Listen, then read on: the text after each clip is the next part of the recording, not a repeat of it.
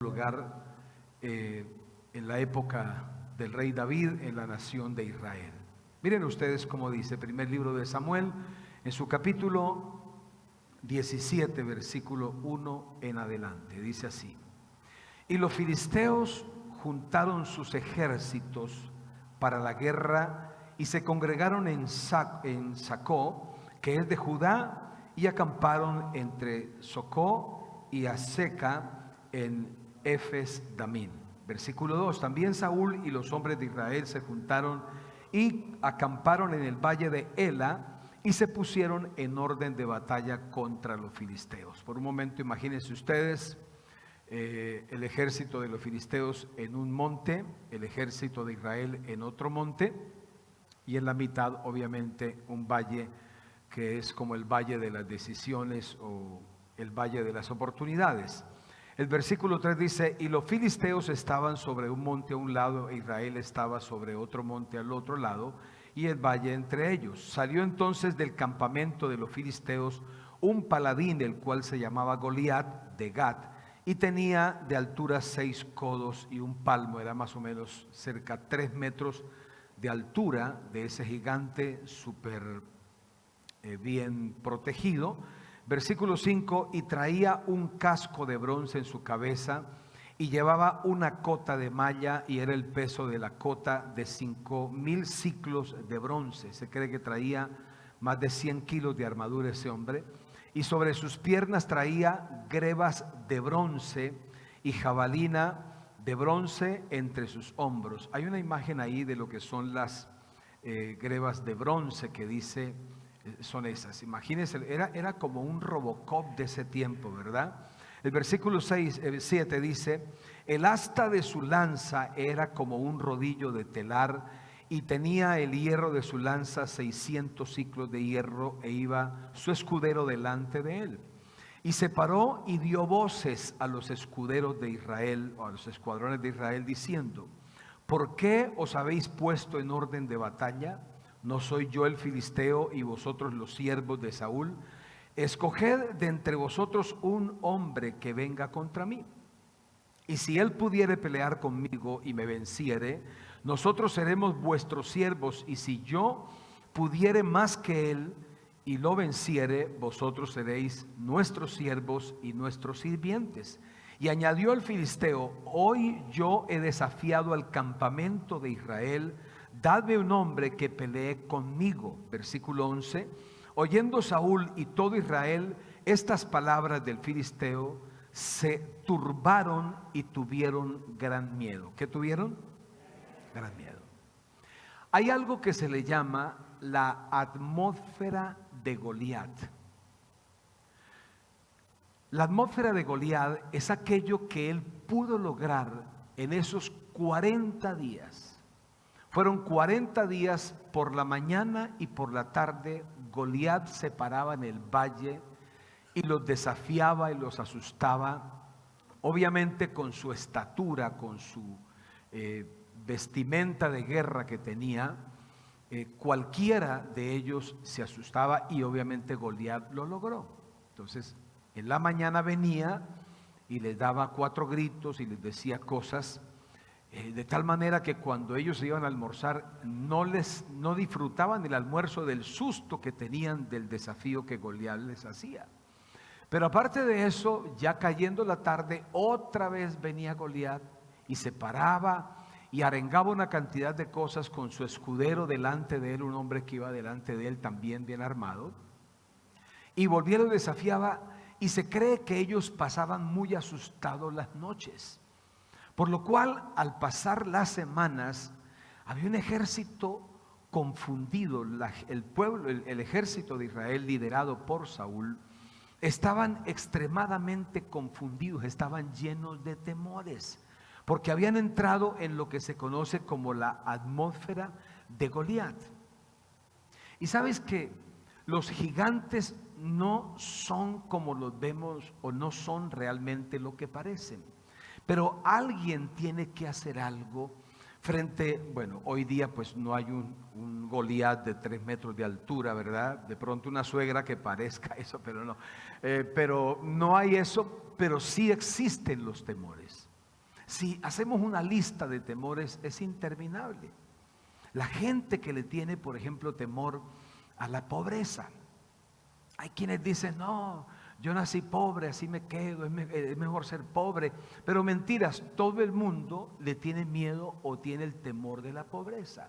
Otros tienen temor al futuro, otros tienen temor al fracaso. Hay personas que tienen temores a los desafíos. Existen una cantidad de temores de tal manera que si no se tiene cuidado, se entra en la atmósfera de esos temores y se vive como estaba el ejército de Israel, en un lugar, entre comillas, de batalla, pero sin la capacidad de salir a la batalla. Fuertemente armados, pero sin la habilidad de saber usar esas armas.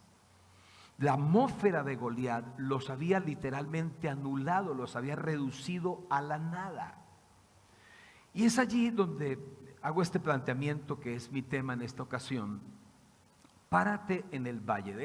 Ese es el llamado, esa es la idea de lo que quiero, con la ayuda de Dios, dejar en cada uno de ustedes que nos están viendo amablemente y todos los que estamos aquí en el auditorio. Alguien necesita, porque Goliat vino 40 días y se paró en el valle y desafió al ejército de Israel. Se entiende que quien tenía que venir de inmediato y ponerle el pecho a la brisa era Saúl. Se dice que en el ejército o en todo Israel nadie era tan alto como Saúl. El siguiente hombre más alto de estatura daba por los hombros a Saúl. Era un hombre muy alto, corpulento, pero él también tenía miedo. Había entrado en la atmósfera de Goliat.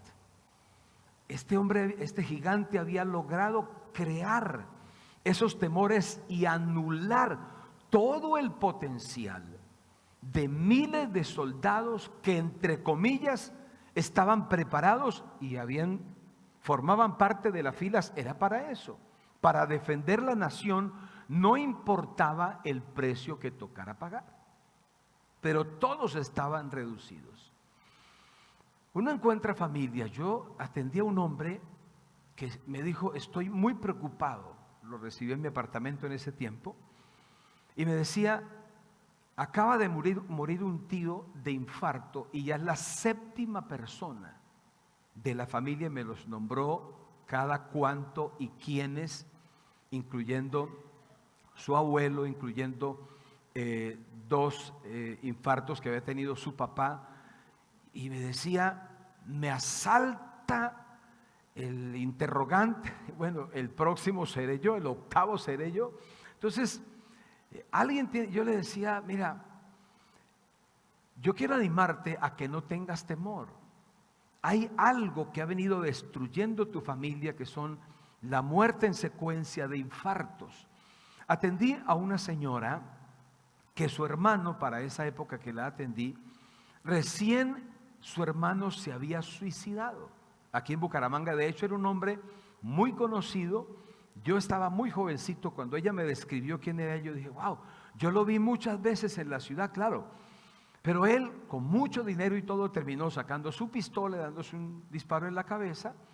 Pero ella estaba impactada por la muerte de su hermano, pero me decía, es que ya es la 4ª persona en la familia que muere. O sea, es un gigante que estaba atacando su familia. Asistimos a alguna parte aquí del país, recibimos una llamada hace unos años y me fui con mi hijo para acompañar a una familia de una persona a quien aprecié mucho, y lo asesinaron en la ciudad. Por un tema de dinero, lo asesinaron en una calle de la ciudad. Entonces viajamos y estuvimos allí con ellos, pero su hijo mayor me decía, es la 5ª persona de la familia que asesinan en la misma ciudad, que mueren en las mismas condiciones. Y me decía, ¿cómo hacemos para parar eso? Estoy hablando de hace unos 8 años más o menos atrás. Entonces, sí hay gigantes, y obviamente a cada uno de ellos, pues yo, a la luz de la Escritura, les hice la invitación que alguien se pare en el valle, que alguien diga, espérate, por años hemos estado viviendo en la atmósfera de Goliat, pero alguien tiene que pararse en el valle. ¿Por qué digo esto? Mira cómo dice el versículo 26 del mismo libro de Samuel. Entonces habló David a los que estaban junto a él diciendo: ¿qué harán al hombre que venciere a este filisteo y quitare el oprobio de Israel? Porque ¿quién es este filisteo incircunciso para que provoque a los escuadrones del Dios viviente? Entonces aquí hay alguien, y David es la persona que toma la iniciativa y decide ir y pararse en el valle. Ir y decir, bueno, esto ya está bueno, esto se acabó, ya no más. Y él comienza a investigar y a decir: ese señor que habla ya tan fuerte y tan grande, sé quién es, y averigua y le comentan quién es. Y David expresa lo siguiente que a mi manera de aprender y de mirar es el perfil o las características de alguien que decide pararse en el valle, de alguien que dice: espérate, porque David venía de parte de su papá a traerle unos presentes al rey y averiguar cómo estaban sus hermanos, que eran guerreros. Entonces David de repente llega al campamento, saluda a sus hermanos y se encuentra que hay una atmósfera muy delicada, de mucho temor. Y David dice: pero espérate, yo no puedo dejar, o no voy a permitir que esa atmósfera atrape mi vida. Yo creo que hay algo que se puede hacer.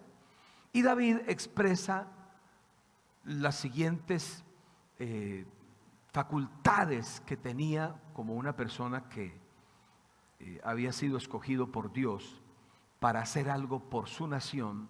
Y yo creo que ustedes y yo somos las personas que con la ayuda de Dios podemos hacer algo. Si no es por la nación, por lo menos por nuestra casa, por nuestra familia, por alguien que amamos, que nos paremos en el valle y arriesguemos el pellejo y digamos: espérate, esto no puede seguir así, esto tiene que cambiar, algo tiene que pasar bueno. Entonces David lo primero que expresa es una visión de ganador. Cuando él dice: porque ¿quién es este filisteo? O sea, ustedes lo ven como Goliat, porque él se llamaba Goliat, pero el nombre despectivo de ellos era un filisteo. No le dice solo filisteo, dice: ¿quién es este filisteo incircunciso? Se está expresando de una manera despectiva de aquel hombre. ¿Por qué David se atreve a hablar y a decir: porque no salen a confrontarlo? Alguien tiene que hacer algo. ¿Qué es lo que está pasando en David? Que él tiene una visión distinta a la visión que tenía todo el ejército que estaba en el monte. Sí se puede tener, en medio de una atmósfera de pérdida, de fracaso, de escasez, de desafío, sí se puede tener una visión diferente. Y esa visión diferente es una visión de ganador. Aparte de tener una visión de ganador, David tenía palabras de valiente. Miren ustedes cómo dice en el versículo 46. Dice: Dios te entregará. Está parado frente a frente al gigante. Entonces es un muchacho de unos 17 años de edad. Está parado frente a un hombre que tiene más de 40 años de edad y que es diestro en la guerra y que está forrado casi todo de metal. Y David lo mira y le dice: Dios te entregará hoy en mi mano, y yo te venceré y te cortaré la cabeza, y daré hoy los cuerpos de los filisteos a las aves del cielo y a las bestias de la tierra, y toda la tierra sabrá que hay Dios en Israel. Y sabrá toda esta congregación que el Señor no salva con espada y con lanza, porque de Dios es la batalla, y Él os entregará en nuestras manos. Las palabras de valientes no son palabras con un camuflaje religioso. David, si uno lee toda la historia, los miles de soldados de Saúl nunca nombraron a Dios para nada. Nombraban más a Goliat que a Dios. En ese escenario, en ese valle, por 40 días Goliat habló sandeces y desafió al pueblo, y nadie se paró a decir nada. Ahora David se para y en sus palabras valientes le dice cosas como estas: tú vienes contra mí con toda esa armadura, con espada, con lanza, con tu escudero, pero yo vengo contra ti en el nombre de Dios.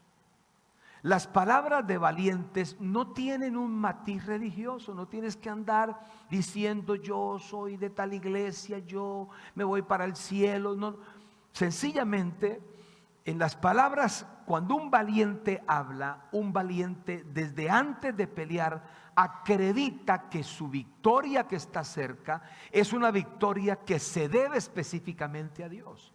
Él le dice: mira, gigantón, tú vienes contra mí con todo lo que tienes, yo vengo contra ti en el nombre de Dios.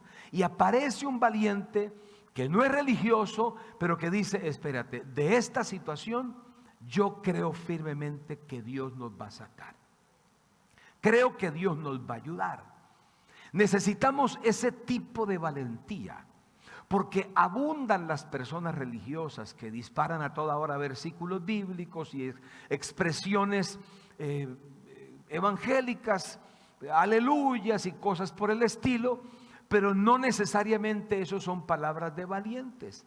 Las palabras de valientes son aquellas donde expreso lo que creo que puedo hacer y con la ayuda de Dios voy a hacerlo. Y David le dice: yo te voy a vencer, yo te voy a derrotar. Los filisteos hoy van a ser derrotados. En otra forma de mirarlo, y con esto termino, David tenía una lectura de fe. La fe es aquello que no nos hace gente rara. La fe nos hace personas eficaces. La fe es tan extraordinaria que Jesús dijo, porque vino un hombre, o a tantas personas que vinieron con unos Goliats enormes que no sabían cómo vencerlos, y Jesús les dijo: muchachos, nunca olviden esta fórmula: para el que cree, todo es posible. Y aquí está David leyendo todo el escenario. Cuando Saúl leyó el escenario dijo: uy, qué susto, Goliat. ¿Sabe qué hizo Saúl? Hizo una propuesta: el que quiera enfrentarse a Goliat, exonero a toda su familia de impuestos en la nación. Aparte de eso, si lo vence, si sale con vida, yo le doy a mi hija para que se case con él. Toda esa propuesta la hizo Saúl para ver si alguien se le medía a Goliat, y nadie se le midió. Esa era la lectura que tenía Saúl y la lectura que tenía su ejército. Pero se para David y hace una lectura de fe y dice: pero muchachos, esto es pan comido. ¿Cómo así, David? Sí, yo soy pastor de ovejas. Cuando venía un oso a comerse una oveja mía, yo lo mataba. Yo le quitaba la oveja, o un león. Y soy un diestro en tirarla. Es más, se cree que los guerreros de esa época, que eran diestros en tirar, en manejar la onda, se cree que a 30 metros eran capaces de pegarle a un cabello. Y David dijo: si le doy a un cabello a 30 metros, ¿cómo no le voy a dar a este caballo, verdad, Goliat? A este hombre tan grande no lo puedo fallar. Entonces David pasa a tener una lectura de fe. En ocasiones puede ser que te malinterpreten, pero no importa. Hay quienes te van a malinterpretar, pero está Dios que te va a respaldar. Goliat juraba y chupaba mocos que David venía a ver si le daba un puño. No. David le dijo: tú estás acostumbrado a agarrar a coscorrones a la gente y matarlo. Conmigo es diferente, aquí la cosa es distinta. Y estás forrado todo, pero tienes aquí un pedacito descubierto, por ahí voy a entrar. Y agarró la onda. Goliat nunca se imaginó que la batalla era de esa manera. Porque cuando alguien se para en el valle a solucionar de parte de Dios, hace una propuesta de batalla. Dios te va a inspirar la manera de cómo pararte en el valle y traer soluciones. Y que ese Goliat, que ha hablado tan mal y que lleva tanto tiempo haciendo daño, se detenga, ya no pueda continuar haciendo lo mismo. Exactamente como David leyó: te voy a acabar, te voy a matar, los filisteos acabarán hoy avergonzados. Así sucedió. Ahora, estos son los consejos que en lo posible los puedas consignar en ti y capitalizarlos lo máximo. No permitas que tu mente se contamine. La mente de todos los soldados, incluida la de Saúl, estaba contaminada de miedo. Nosotros como comunidad, como iglesia, somos el David corporativo, el David respuesta que podemos pararnos en el valle. Pero tú, con la fe que tienes y con la ayuda de Dios, eres el David que puedes traer una solución a tu casa, a tu familia y a tantas personas que tú quieres ayudar. ¿Por qué David se paró en el valle? Porque David vio mucha gente que podía morir por Goliat y sus amigos de batalla si él no hacía algo. Y David se paró en el valle, y no se paró de cualquier manera, se paró en el nombre de Dios. No necesitas hacer algo como para que la gente lo lea, no, sencillamente lo puedes decir, lo puedes expresar, pero sobre todo ve a ejecutarlo. El Goliat que ha manoseado tu casa, tu familia, esa enfermedad hereditaria, llegó a su fin. Ese desespero, esa angustia, esa depresión, esa adicción, lo que sea, ha llegado a su fin. Para este tiempo estoy acompañando a una familia.